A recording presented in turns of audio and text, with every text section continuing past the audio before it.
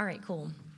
Hi, you guys. My name is Jada Young, a senior here at the college, majoring in political science with a concentration in philosophy, politics, and law. And my research is called Suffering, an Anti-Natalist Concerned Take on the Analysis of Pro-Natalist Policies.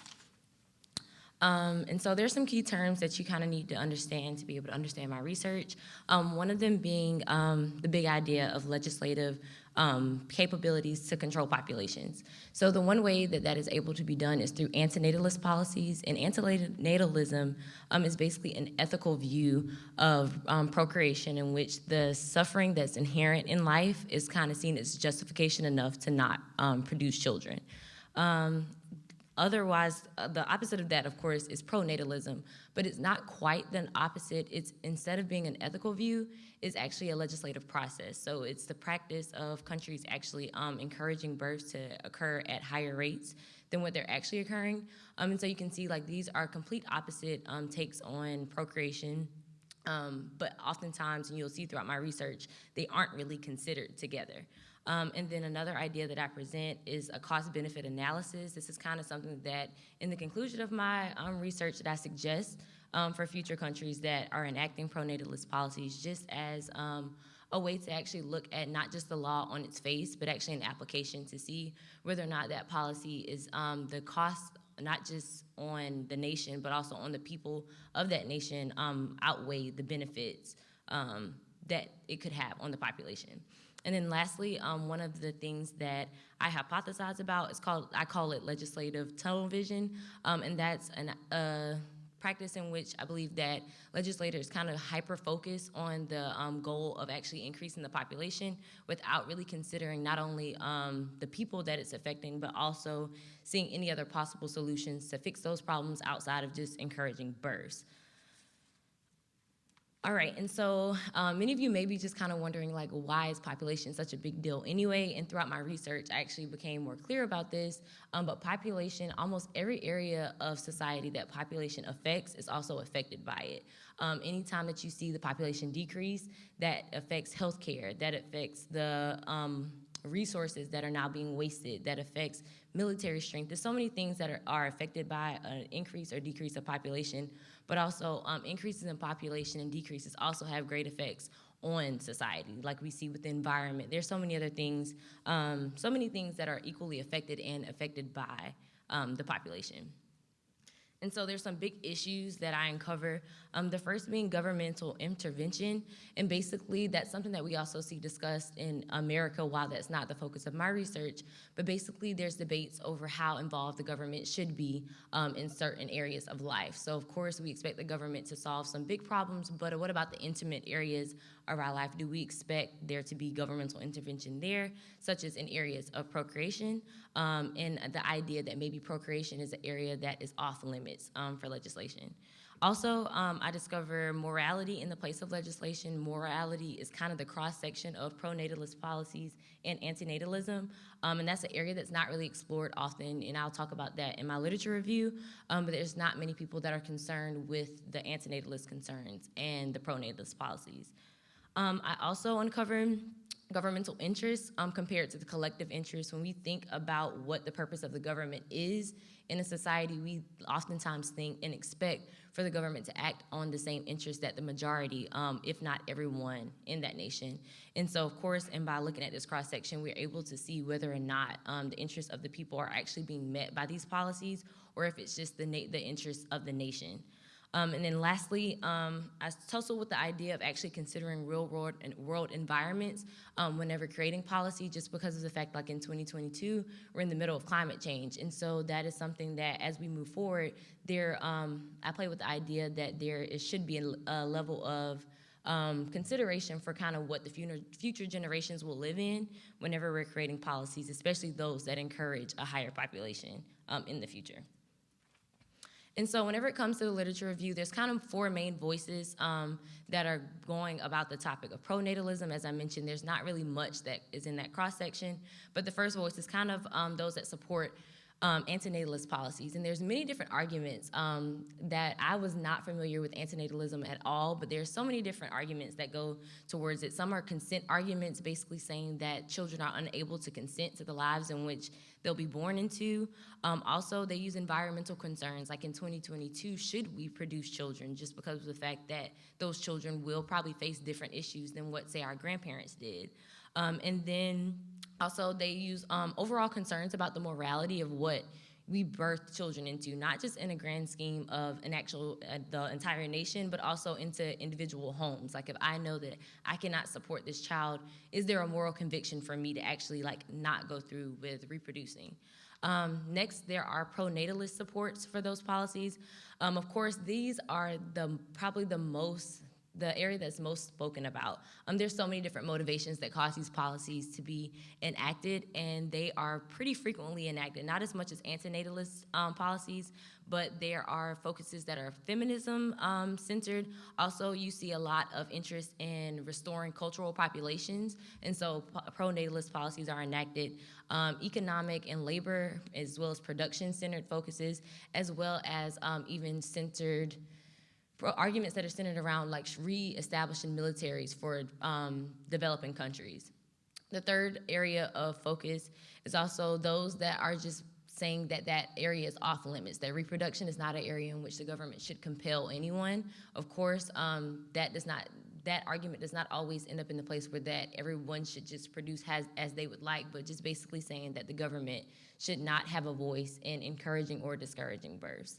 And then lastly, there's analyzers like myself, who we're just interested in the trends of not just the programs themselves, but also the participants, the effects, and the way that the programming actually plays out.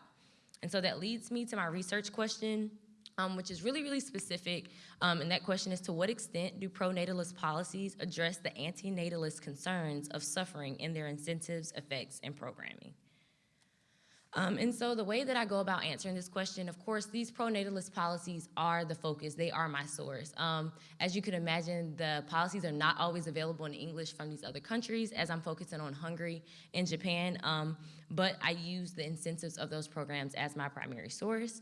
And the way that I analyze those incentives is a process where essentially I look at the policy, I pull out the incentives that come out. So basically anything that may benefit the participants of this program. And then I then assess the effect of those programs. So basically, or those incentives of the program, excuse me. I look to see how directly or indirectly they affect not just the general population. That's really key to my research. I am specifically interested with the children that would be born from those policies.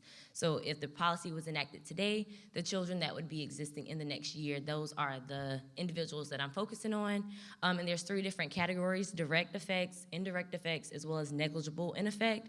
Indirect effects would basically, I categorize that just as incentives that go directly to the children. There is not a big piece of action that's required from anyone else for that child to benefit from it. So something given directly to the children.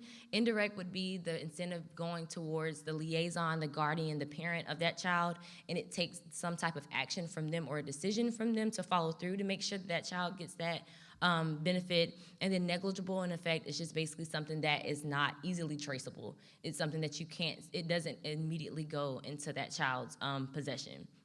And so then from there, I do like a separate analysis in which I analyze the incentives in regards to suffering. So basically that same list of incentives, I then look to see, do they actually address the suffering that may be caused in that country? If they don't, then it's just simply a no. If they do address suffering in some regard, I then am further interested to see if it addresses suffering for those children, that specific area of the population. And then after that, I do want to see if any of those directly affecting incentives are actually concerned with suffering. And an example of that would be, so say that if there was a policy that was enacted where it provided families of Japan with subsidized housing. So I would categorize that as an indirect effect, as it doesn't go, the housing isn't just given to the child can't just live them by themselves. It then goes to the parent. The parent has to make a decision to actually get that housing, maintain that housing for that child to have a place to live. And then in regards to suffering, I would find that that policy, that incentive of that policy is not directly concerned with suffering. And while, yes, not having housing may cause a certain level of suffering, that is not specific. There's not a housing crisis. I don't categorize that as something that addresses suffering in that specific area. And so with understanding how I analyzed, I just kind of want to give you the core numbers, the simplest way of showing what the data showed. And in Hungary, there was 11 incentives that I was able to pull out from the policy that was enacted. 4 of them directly affected the children, meaning that it didn't take anyone else giving any action. 6 of those incentives indirectly affected the children, and only 1 of them had a negligible effect. And out of all of those 11 incentives, only 1 of them were concerned with suffering at all. That was not suffering specific to the children. That means that only 1 incentive in itself cared at all about suffering experienced by the population. And that was, of course, extremely concerning, just because you have a group of people being born, and yet there's not consideration for what they may experience whenever they are born. And then as far as Japan is concerned, there was a lot more incentives. I do want to mention that it was 3 different policies that I analyzed. Japan has a high enactment rate of pro-natalist policies, as they are in a population crisis. And so out of the 20 incentives that I identified, 6 of them directly affected the children, 12 of them indirectly affected the children, and then only 2 had a negligible effect. And while those numbers look better, it's also, again, consider the amount that we're dealing with, but only 5 of them were concerned with suffering at all. And out of the 2 incentives that were concerned with suffering in some regard, they actually were directly affecting the children. So that is a little bit more than what I hypothesized, but it's still 2 out of 20. And so in my analysis, I mean, those numbers don't really tell you much until you kind of apply them to real people. And so from my analysis, I found that pro-natalist policies are less concerned with aiding children born from those policies through incentives to actually make their experiences less filled with suffering, but more concerned with aiding the parents just to basically make having more children, adding another person to that family, an easier option. Those incentives also throughout of course I can't give you the list of incentives for time purposes, but there was a big trend towards those incentives being focused upon that financial burden, sometimes coming from childcare and transportation, but basically the government was more concerned with making it a cheaper option just to, or to cut the cost of adding another child. In the end, less than 10% of Japan's incentives were concerned with child suffering, which is, of course, concerning. Like I mentioned before, Japan has a big goal of increasing the population at high rates. And whenever you have so many people being added to a population without considering what their life will look like, you may find later on an entire generation that has been living their entire life in suffering, and you have less time to be able to recover to actually put in welfare policies in place. And 0% of Hungary's incentives were actually concerned with child suffering, which is more concerning, and actually less than 1% were concerned with suffering at all. So here we see a lack of a government interest in actually reducing that suffering, which an anti-natalist would find more than a compelling reason for everyone in that nation to not have children anymore.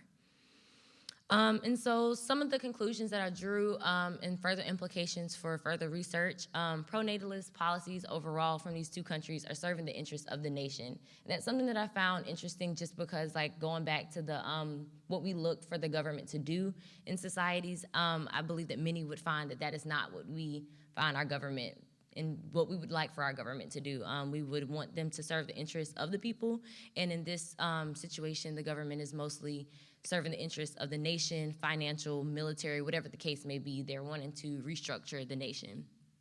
There's very little consideration for children, which of course is the next generation. This is what that nation's livelihood is rested upon, and then whenever you have a government that's not considering those populations, most likely they're going to run into problems later on. And most of the incentives were making it negligible effects on the children because of the fact that, like, children don't have much control over the finances of that home. And while we would think that more finances in the home would mean a better life for the children, that's not always the case, especially in Hungary and Japan. And then, of course, I mentioned like a concern about legislature having a great effect on a population of people, yet not really being concerned with that population, just the fact that that population will exist. And areas of further research that I suggest is just looking at other areas. I find that, like, if this is so blatant in areas of procreation, I hypothesized that there's probably a lot of more areas of legislation that have similar trends. And then at that point, I believe that we would call into question government systems. We would probably ask for reform of government systems and have way more like the general population involved in governmental systems rather than those that are a little bit more distant from all populations like children. And that is my research.